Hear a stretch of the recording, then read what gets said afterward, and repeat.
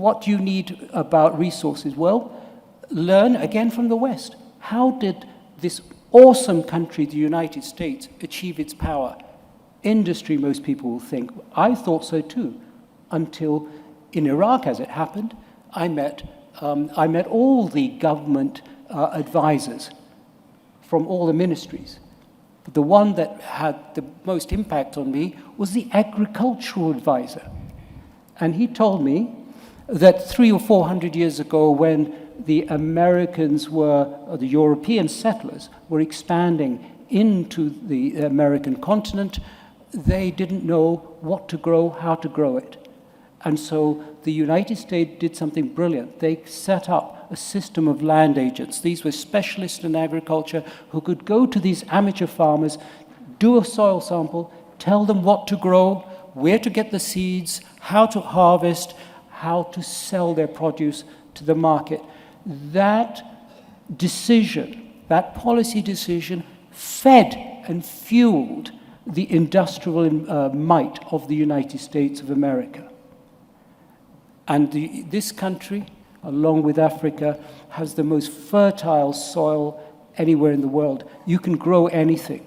So maybe that is what you should be looking at. And a tip here, whether it's democracy, whether it's leadership, whether it's economy, think about development like personal development. Many of you will have heard of Maslow's hierarchy of needs. What are the fundamental needs of an individual? It is food, it is shelter, it's security, and then you get the higher level stuff. So let's think about the higher level governance, things like democracy, once you have fed your people, once you have given them shelter, once you have secured them. Then, yes, think about democracy. Once you have developed an economy that can feed your people, that can exploit the richness of your land and the richness of the people, then you can think about developing into industries and the like. And so I would suggest to you, when it comes to economies, think about those basics, and that's where you have a strength. And then those precious resources. And this last point I want to suggest to you as a mechanism. We talked, I think, about the analogies of IT. Well, those of you who have bought Apple phones will know there's an Apple ecosystem. And there's a Microsoft ecosystem. When you buy an Apple phone, you really are buying into Apple's ecosystem of software. I'm forced to buy an Apple laptop, an Apple Watch, and if I go to the Microsoft side, they are sucking me in the same way.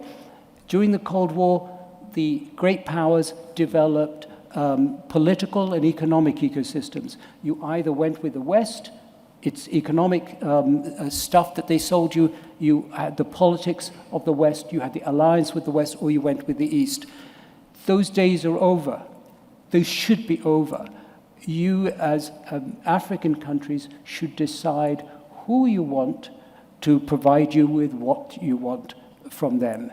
And this ecosystem, system of international relations and geo-economy has to stop by you selling to those what you want to sell, buying from those that you want to buy. You have a great opportunity now with China, with Russia, with India, with Brazil and other emerging powers. You have choice.